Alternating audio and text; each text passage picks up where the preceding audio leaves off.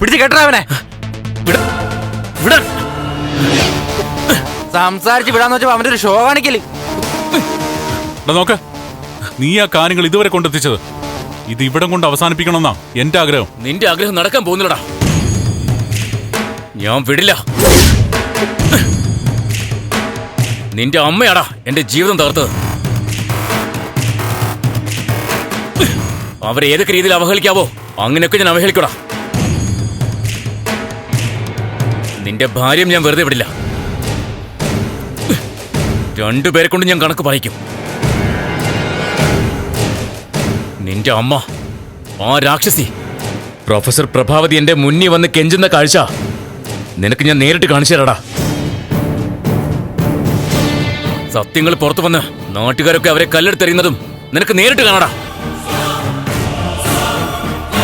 നിന്റെ തള്ളയും ഭാര്യയും ഗതി കിട്ടാതെ ആഹാരം കഴിക്കാൻ വഴിയില്ലാതെ നാട്ടുകാരുടെ മുൻപിൽ കൈനീട്ടി തെരുവുകളിൽ തെണ്ടുവിടാ. നീ നന്ദനെ തല്ലിയോ? നീ ജീവനോടെ പോലടാ.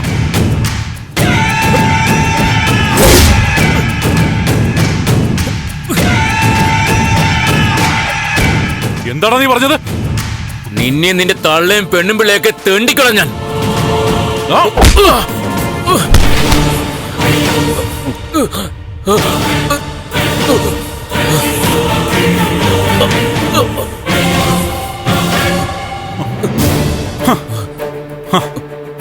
എല്ലാം പറഞ്ഞ് അവസാനിപ്പിക്കാന്ന് കരുതിയതാ. അവൻ സമ്മതിക്കത്തില്ല.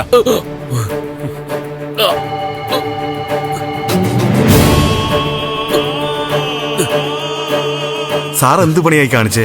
പിന്നെ ഞാൻ എന്ത് ചെയ്യാനാ? ഋഷി,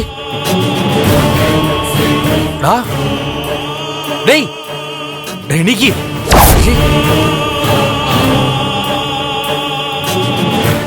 നന്ദ എടാ, ഇതെത്തിരി കടുത്തു പോയടാ. നോക്കടാ, നീ ഇങ്ങനെ വരാ. വാ ഇങ്ങോട്ട്. നീ എന്ത് പണിയടായി കാണിച്ചേ? എങ്ങനെയെങ്കിലും പറഞ്ഞു വിടാന്ന് വെച്ചപ്പോ അവന് തലയ്ക്ക് നല്ല പരിക്കുപറ്റിയിട്ടുണ്ട്. എടാ, അവനെ പെട്ടെന്ന് ഹോസ്പിറ്റലിൽ എത്തിച്ചില്ലെങ്കിൽ പ്രശ്നമാവും. ഇല്ല, ഈ അവസ്ഥയിൽ ആശുപത്രി കൊണ്ടുപോയാലേ എല്ലാരും അപ്പൊ തന്നെ അകത്താ. എന്തൊരബദ്ധം ഞാൻ കാണിച്ചേ. എടാ, അവനെ ഇവിടെ വിട്ടാ ശരിയാവില്ല. നീ വന്നേ, ഒന്നും നോക്കണ്ട, ഹോസ്പിറ്റലിൽ കൊണ്ടുപോ. അതൊന്നും ശരിയാവില്ല. പ്രശ്നത്തിന് മുകളിൽ പ്രശ്നം ഉണ്ടാക്കല്ലേ. എന്തെങ്കിലും ട്രീറ്റ്മെന്റ് വേണമെങ്കിൽ ഞാൻ കൊടുത്തോളാം. എടാ, അവൻ ചിലപ്പോ നന്ദ, നീ വീട്ടിൽ പോയേ, അവന്റെ കാര്യം ഞാൻ നോക്കിക്കോളാം. അത് വേണ്ട.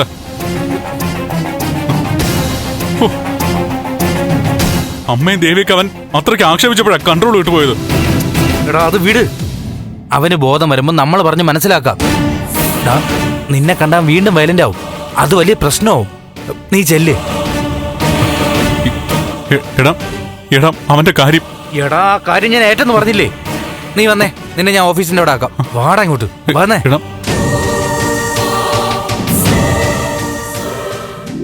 പിന്നെ ഇന്ന് 10 മണിയാവുമ്പോ പ്രോഗ്രാം തുടങ്ങും. 11 മണിയോടുകൂടി കൃത്യമായിട്ട് ചേച്ചി എത്തിയേക്കണേ.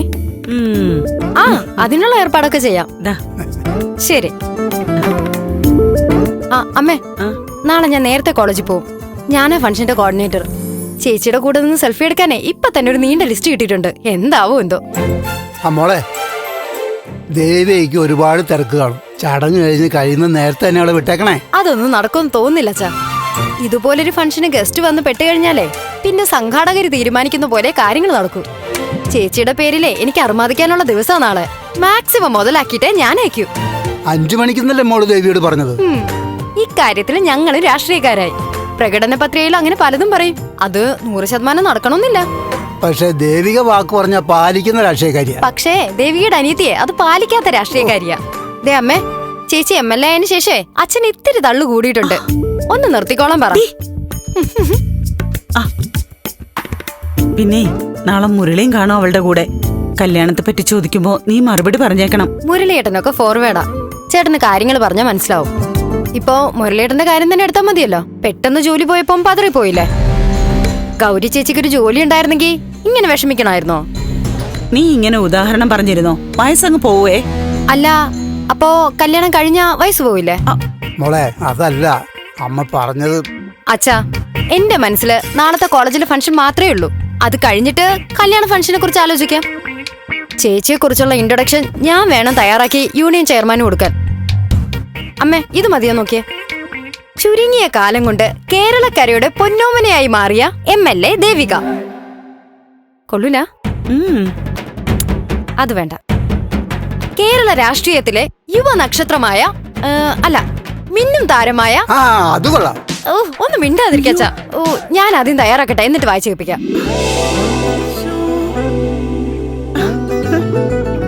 MLA-ക്കാളും വലിയ തിരക്കാ ഇപ്പൊ പെണ്ണിന്. Postpone the meeting Friday. I think I can make it today. Okay.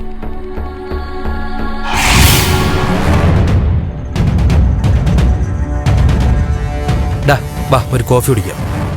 കെവിനെ, ഋഷിക്ക് ബോധം കെട്ടിക്കാണോ? ഡാ, നീ സമാധാനിക്കേ. കാര്യങ്ങൾ എന്റെ പിള്ളേര് നോക്കിക്കോളും. എടാ, ഞാൻ ചെയ്ത് ഇത്തിരി കൂടിപ്പോയോ? എവിടെ കൂടിയെന്ന്? ആദ്യം ഒരെണ്ണം കിട്ടിയിട്ട് അവന്റെ തിളപ്പ് കുറഞ്ഞില്ലല്ലോ.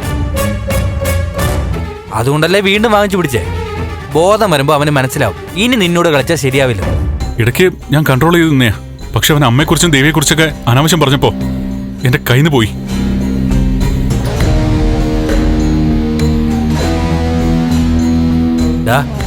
എന്താടാ ഇത്? കെവിനെ, എനിക്കെന്തോ ഒരു കുഴപ്പം ഫീൽ ചെയ്യുന്നു. എന്തു കുഴപ്പം? നീ ധൈര്യമായിട്ടിരിക്കടാ. ഡാ, പറഞ്ഞില്ലേ എന്റെ ആളുകൾ അവിടെ ഉണ്ടല്ലോ. അവര് വേണ്ട രീതിയിൽ കാര്യങ്ങൾ ചെയ്യും. അയ്യോ ദേവി. അയ്യോ ദേവിയോ? നീ ഫോൺ എടുക്ക്. ഫോൺ എടുക്കടാ.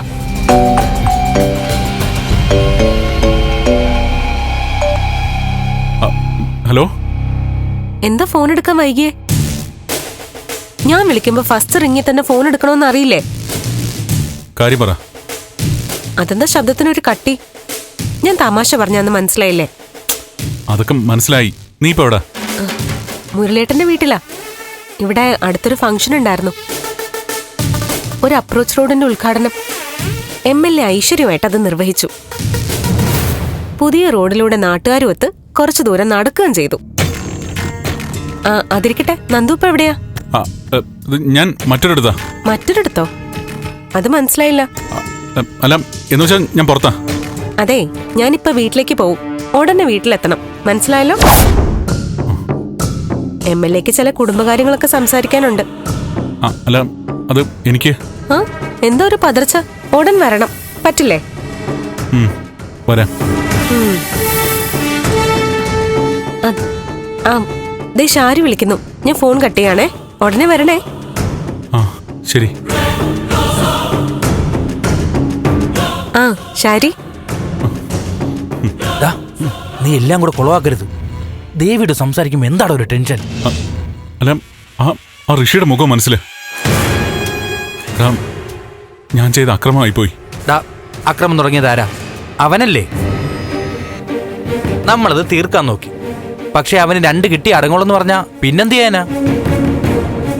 ഇനി അവന് മനസ്സിലാവും വഴി കിടന്ന് ഷോ കാണിച്ചാലേ പല്ല് താഴെ പോകുന്നു. എടാ, നീ ഒന്ന് അവരെ വിളിച്ച് ചോദിക്കേ. ബോധം വന്നോന്നറിയാലോ. എടാ, ബോധമൊക്കെ അതിന്റെ സമയത്ത് വന്നോളും. നിന്നെ ദേവി ചെല്ലാൻ പറഞ്ഞില്ലേ? ചെല്ല്, നിങ്ങളുടെ കാര്യങ്ങൾ നടക്കട്ടെ. ഋഷിയെ ഞാൻ ഫോളോ അപ്പ് ചെയ്തോളാം. കാര്യങ്ങൾ അപ്പം നിന്നെ വിളിച്ച് അറിയിച്ചോളാം. എടാ കെവിനെ, എനിക്ക് ആപ്പാടെ. ചേടാ, നിന്റെ ഗഡ്സ് ഇത്രേ ഉള്ളൂ. എല്ലാം പറഞ്ഞില്ലേ? ഒക്കെ ഞാൻ മാനേജ് ചെയ്തോളാം. അവന് ബോധം വരുമ്പോ ഞാൻ അങ്ങോട്ട് ചെല്ലാം. ഋഷിയെ പറഞ്ഞ് സമാധാനിപ്പിക്കാം. എന്നിട്ട് നിന്നെ വിളിക്കാം. നമുക്ക് ഒരുമിച്ച് സംസാരിച്ച് കാര്യങ്ങൾ അവസാനിപ്പിക്കാം. ഇപ്പോഴേ നീ ചെല്ല്. എടാ, അവന് ഉടനെ ബോധം വരുമല്ലേ? ഇല്ലടാ, അവൻ ചത്തുപോവും. പോടാ.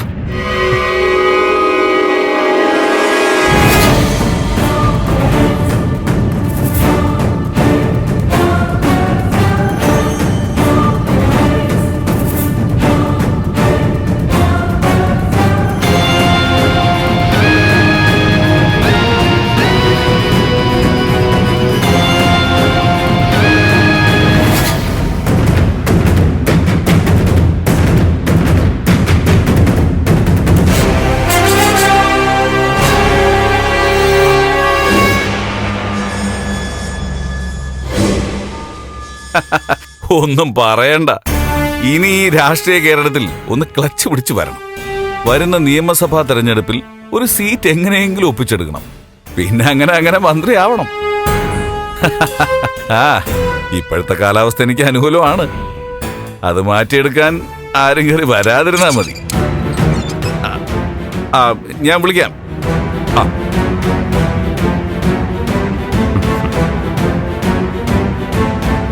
എന്താ ഒരു ഞെട്ടല്? എന്നെ മനസ്സിലായില്ലേ? ഓ, പഴയ സീനുകളൊക്കെ ഓർമ്മിക്കായിരിക്കും അല്ലേ? ഞാൻ മുരളി.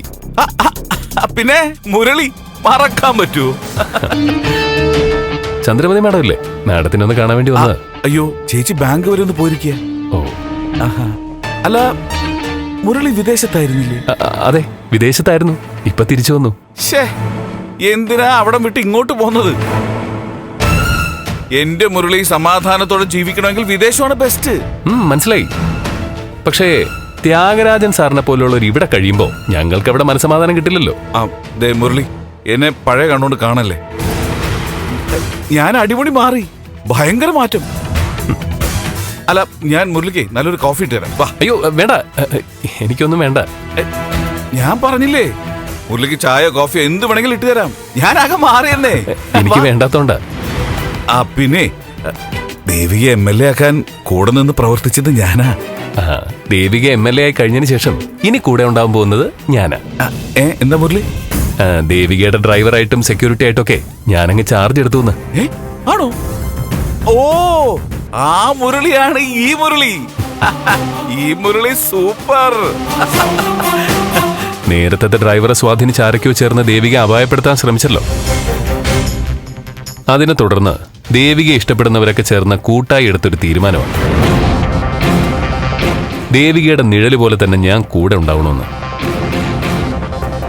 ഇവിടുത്തെ മാഡം എന്നെ ആദ്യം വിളിച്ച് പറഞ്ഞത്. ഓ, നല്ല കാര്യം, വളരെ നല്ല കാര്യം, സൂപ്പർ തീരുമാനം. അന്നത്തെ ആ സംഭവം അറിഞ്ഞപ്പോ ഞാനും പ്രാർത്ഥിച്ചതാ, നല്ല ധൈര്യക്കാരെങ്കിലും വേണം ദേവികയുടെ ഡ്രൈവർ ആവാനെന്ന്. മുരളി തന്നെയാ എല്ലാം കൊണ്ട് യോഗ്യൻ. ത്യാഗരാജൻ സാർ എന്നെ ഭീകരമായിട്ടങ്ങ് പൊഴുത്തുകയാണല്ലോ. അയ്യോ, ഞാനൊരു സത്യം പറഞ്ഞതാ. ദേവിക്ക് നല്ലൊരു സംരക്ഷണം ആവശ്യമാണ്. ഞങ്ങളുടെ MLA ആണ് ദേവിക. തലമുടി നാരിഴയ്ക്ക് പോലും അപകടം വരാൻ പാടില്ല. കറക്റ്റ്. അതിനു വേണ്ടിയിട്ടാണ് ഞാൻ ഈ ചുമതലകളൊക്കെ ഏറ്റെടുത്തത്. ദേവികയുടെ ജീവന് ഭീഷണിയായി ചില ദുഷ്ടശക്തികളൊക്കെ നേരത്തെ തലപൊക്കിയ വിവരം ഞാൻ അറിഞ്ഞു. അയ്യോ, അതാരാ മുരളി? അതൊക്കെ ഉണ്ട്. അവര് ദേവികയുടെ ജീവന് ഭീഷണിയായി പല പദ്ധതികളും വർക്കൗട്ട് ചെയ്ത് നടക്കുന്നുണ്ട്. മുരളി, അതാരാന്ന് പറ, നമുക്ക് അവരെ പൊക്കാന്നേ. അവരാരാന്ന് അറിയില്ലല്ലേ? അയ്യോ, അതെന്താ മുരളി അങ്ങനെ ദേഷ്യത്തിലൊക്കെ പറയുന്നേ? അച്ഛനാണ്, അമ്മയാണ്, ഈശ്വരനാണ്, എനിക്കറിയില്ല മുരളി. മനസ്സാ വാച കർമ്മണ ഞാൻ ഈ വിഷയത്തിൽ ഉൾപ്പെട്ടിട്ടുണ്ടെങ്കിൽ ഈ നിമിഷം എന്റെ തല പൊട്ടി തെറിക്കട്ടെ. അയ്യോ, തല പൊട്ടുന്നില്ലല്ലോ. അതാണ് ഇപ്പൊ വിശ്വാസമായി. സിനിമയിലും ഇങ്ങനെയൊക്കെ തന്നെയാ. ഈ വില്ലന്മാരായിട്ട് അഭിനയിക്കുന്നവര് കൊമേഡിയന്മാരാവും. ഈ കോമഡി വെറും അഭിനയമാണോ അതോ ആളെ പറ്റിക്കലാണോ? അയ്യോ, എന്റെ പൊന്നുമുരളി, ഞാൻ ഉടായ്പകളൊക്കെ നിർത്തി. അതെങ്ങനെയാ? ആരും പറഞ്ഞ വിശ്വസിക്കില്ലല്ലോ. എനിക്കറിയാം, ഞാൻ കുറെ കുഴപ്പങ്ങൾ കാണിച്ചിട്ടുണ്ട്. മുരളി, നന്ദനയും ഒക്കെ ഞാൻ ഉപദ്രവിച്ചിട്ടുണ്ട്. ചന്ദ്രോത്തുകാരെ ഉപദ്രവിച്ചിട്ടുണ്ട്. അതൊക്കെ പഴയ ത്യാഗരാജൻ. ഇപ്പോ ചന്ദ്രമതി ചേച്ചിയുടെ ശാസനയും ഉപദേശമൊക്കെ കിട്ടിയതോടെ ഞാൻ ആകെ മാറി മുരളി. ഈ വീട്ടിൽ നിന്നിറങ്ങിയ പാർട്ടി ഓഫീസ്, ഓഫീസ് വിട്ട വീട്, കൃത്യസമയത്ത് ആഹാരം കഴിക്കുക, കുറച്ചു നേരം TV കാണുക, രാത്രി ഉറങ്ങുന്നതിന് മുമ്പ് നാരായണ ഭഗവാനെ എന്നൊരൊറ്റ വിളി, പിന്നൊരു ഉറക്കം. അതായപ്പോ എന്റെ റൂട്ടീൻ. ഇനി ചേച്ചിയുടെ കാര്യങ്ങൾ നോക്കി ജീവിക്കുക, അതാണ് എന്റെ തീരുമാനം. മനസ്സിൽ പ്രയാസം വരുമ്പോ ഭഗവത്ഗീതയോ അതുപോലുള്ള ഏതെങ്കിലും ആത്മീയ പുസ്തകങ്ങൾ വായിക്കും. പരമാനന്ദ ഞാനിപ്പോ അനുഭവിക്കുന്നത്. ഇപ്പൊ എനിക്കൊരു കാര്യം മനസ്സിലായി. ത്യാഗരാജൻ സാർ ഇപ്പോ പഴയതിലും ഭീകരനായ ഒരു കൊടും ക്രിമിനലായി മാറിയിരിക്കുന്നു. മുരളി, പഴയ ത്യാഗരാജൻ ഉള്ളിലെ വില്ലത്തരം അതേപോലെ പുറത്തു കാണിക്കുന്ന ത്യാഗരാജനായിരുന്നു. പക്ഷെ ഇപ്പോ മുഖം മൂടിയിട്ട ത്യാഗരാജനാ. കൂടുതൽ പേടിക്കേണ്ടത് ഇങ്ങനെയുള്ളവരെയാ. മുരളി, എന്നെ ത്യാഗരാജൻ സാർ രാഷ്ട്രീയത്തിൽ ഇറങ്ങിയത് തന്നെ ചന്ദ്രോത്തുകാരുടെ നാശം കാണാൻ വേണ്ടിയാണല്ലേ? അയ്യോ അല്ലല്ല. അതെ, അടുത്ത് നടന്ന പല സംഭവങ്ങളിലും ഒരു സൂത്രധാരന പോലെ നിങ്ങൾ മറഞ്ഞിരുന്നു എന്ന് തന്നെയാണ് എന്റെ വിശ്വാസം. എന്നാ നീ അങ്ങ് വിശ്വസിക്കേ. അല്ല, ഞാനിത് പറയാനാ. ഒരു കാര്യം പറഞ്ഞോട്ടെ, ദേവികയെ വെറുതെ വിടണം. ഇത് ഭീഷണിയൊന്നുമല്ല, അപേക്ഷ. ദേവികയുടെ സംരക്ഷണം എനിക്കായതുകൊണ്ട് സമ്പൂർണ്ണ ഉത്തരവാദിത്വം. അത് ഭംഗിയായിട്ട് നിറവേറ്റാൻ ത്യാഗരാജൻ സാറ് സഹകരിക്കണം. എന്നാ ഞാൻ ചെല്ലട്ടെ.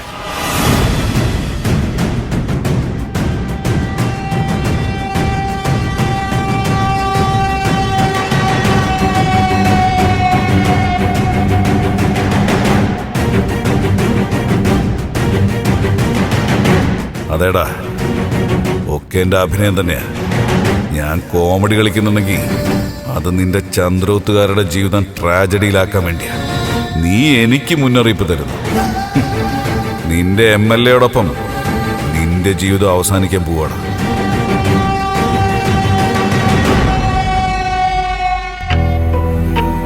ഓരോ സാഹചര്യങ്ങൾക്കനുസരിച്ച് മനുഷ്യരുടെ സ്വഭാവ രീതികളൊക്കെ മാറും. അത് സാധാരണയാ. പക്ഷെ അമ്മയുടെ ഇപ്പോഴത്തെ മാറ്റം അതൊരു വല്ലാത്ത മാറ്റമായിപ്പോയി. എത്ര ആലോചിച്ചിട്ടും എനിക്ക് അങ്ങോട്ട് മനസ്സിലാവുന്നില്ല ഗിരി. എത്ര ബോൾഡായിരുന്ന ആളാ അമ്മ, ഇപ്പൊ എന്താ ഇങ്ങനെ? അച്ഛൻ MLA ആയിരിക്കുമ്പോ വല്ലപ്പോഴേ വീട്ടിൽ വരാറുള്ളൂ. അപ്പൊ വീട്ടിലെ കാര്യങ്ങളും ഞങ്ങളുടെ കാര്യങ്ങളും നോക്കിയിരുന്നത് അമ്മയാ. ഒരു പ്രശ്നം ഉണ്ടാവട്ടെ, അത് പരിഹരിച്ചിട്ടേ അമ്മ വിശ്രമിക്കൂ. പ്രതിസന്ധികള് അമ്മയ്ക്ക് പലപ്പോഴും ഹരമായിരുന്നു. എതിർക്കാൻ വരുന്നവർ എത്ര ശക്തരായിരുന്നാലും അമ്മ തോറ്റു കൊടുക്കില്ല. ശത്രുക്കളുടെ പത്തി തല്ലി ഒടിച്ചിട്ടേ അമ്മ മറ്റു കാര്യങ്ങൾ ശ്രദ്ധിക്കൂ. ഞങ്ങൾ ആരെങ്കിലും നോവിച്ചാ വീട്ടിൽ പറയാൻ തന്നെ പേടിയാ. കാരണം അമ്മ ഞങ്ങൾക്ക് വേണ്ടി ഇറങ്ങും, അത് പിന്നെ വലിയ വഴക്കാവും. ഇപ്പോഴത്തെ അമ്മയുടെ മാറ്റം എനിക്കങ്ങോട്ട് വിശ്വസിക്കാനാവുന്നില്ല. ആ അരുന്ധതിയുടെ മകൻ വഴി തടഞ്ഞ് അവഹേളിച്ചിട്ടും അമ്മയ്ക്ക് പകരം ചോദിക്കേ പാഠം പഠിപ്പിക്കേ ഒന്നും വേണ്ട. പഴയ അമ്മയുടെ നിഴലോ പ്രേതോ ഒക്കെയാ ഇപ്പോഴത്തെ അമ്മയെന്നാ എനിക്ക് തോന്നുന്നേ. എനിക്ക് തിരിച്ചാ തോന്നുന്നത്.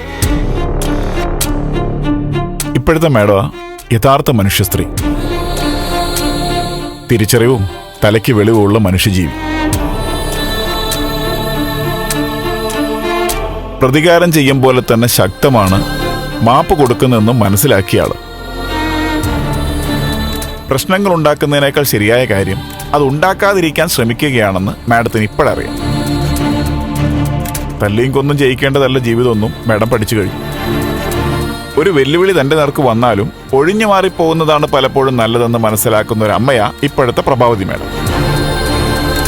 മത്സരിച്ച് താൻ ജയിക്കുന്നതിനേക്കാൾ നല്ലത് മിണ്ടാതിരുന്ന് കുടുംബത്തിന് സന്തോഷം കൊടുക്കുന്നതാണെന്ന് തിരിച്ചറിഞ്ഞ നല്ല വിവേകമുള്ള ആളാണ് മാഡം.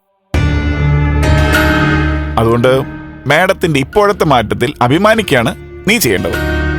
ഗിരി ഈ പറഞ്ഞത് ഗിരിപ്രഭാഷണമായിട്ട് കേൾക്കാൻ കൊള്ളാം. പറയാൻ സുഖമുള്ള കാര്യങ്ങളെല്ലാം പ്രവൃത്തിയിൽ കൊണ്ടുവന്നാലേ വഴിയെ പോകുന്നവരെല്ലാം നമ്മുടെ ദേഹത്തൂടി വണ്ടി ഓടിച്ചോണ്ട് പോവും. അമ്മയെ കാണിച്ചത് അങ്ങേയറ്റം നട്ടലില്ലായ്മയാ. സത്യത്തിൽ അരുന്ധതിയുടെ വീട്ടിൽ ചെന്ന ഋഷിയെ പിടിച്ചിറക്കി 2 എണ്ണം കൊടുക്കുക വേണ്ടത്. വേണ്ട, തല്ലിൽ നിർത്തണ്ട. അകത്ത് വെട്ടുകത്തിയുണ്ട്, ചെന്നവന്റെ തലയങ്ങ് വെട്ടിയെടുക്ക്. പകരം വീട്ടിൽ ഉഷാറാവട്ടെ.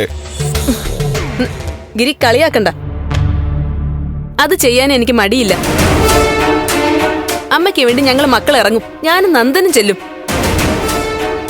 ഋഷിയെ പിടിച്ചിറക്കി തിരിച്ചടി കൊടുക്കും. നീ എന്താ പറഞ്ഞേ? നിന്റെ കൂടെ നന്ദനും വരുന്നു? അതെ. അത് വെറും തോന്നല.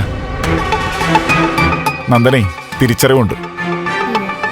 പകരം ചോദിക്കാൻ പോവണ്ടെന്ന് മാഡം പറഞ്ഞപ്പോഴേ നന്ദന് കാര്യം മനസ്സിലായതാ. അതുകൊണ്ട് നന്ദനെ അങ്ങ് വിട്ടേക്ക്.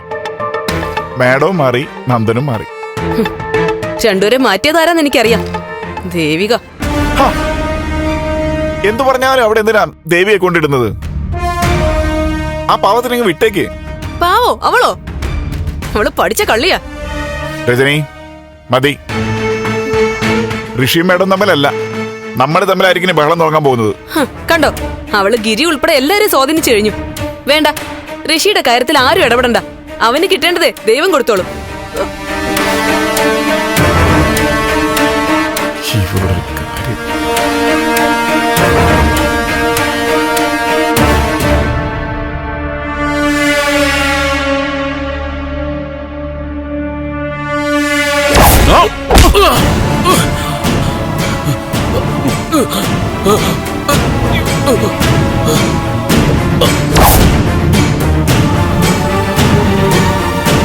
ഡേയ്, എണീക്ക് ഋഷി. എടാ ഇന്നത്തെ കടുത്തു പോയടാ.